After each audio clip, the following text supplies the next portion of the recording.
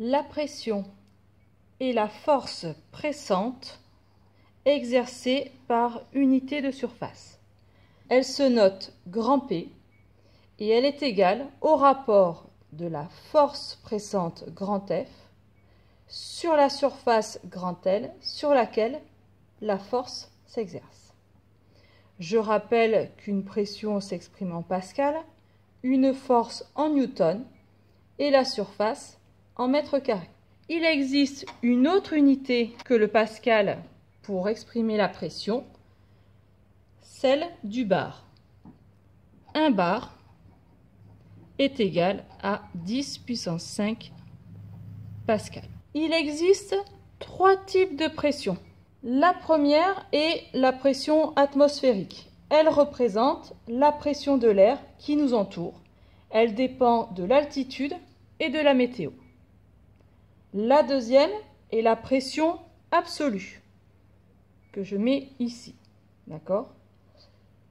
Elle est la pression par rapport à la pression zéro, c'est-à-dire par rapport à celle du vide.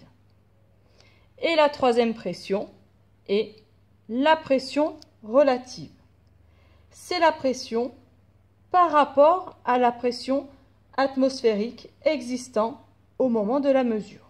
J'ai mis l'échelle ici des pressions relatives, c'est-à-dire que cette pression peut prendre une valeur positive si elle est au-dessus de la pression atmosphérique ou une valeur négative si elle est en dessous. La relation suivante permet de relier les trois pressions. La pression absolue est égale à la pression relative plus la pression atmosphérique.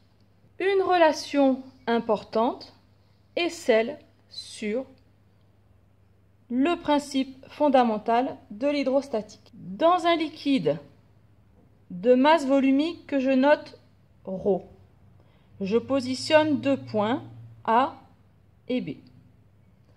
Alors, la différence de pression entre le point A et le point B est égale à la masse volumique du fluide fois G fois la hauteur.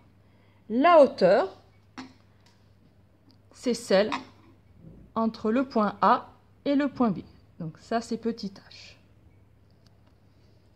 De la même façon que tout à l'heure, les pressions s'expriment en pascal, la hauteur s'exprime en mètres, la masse volumique en kilogrammes par mètre cube, et petit g, c'est la valeur de l'intensité de pesanteur que l'on voit déjà au collège et en seconde,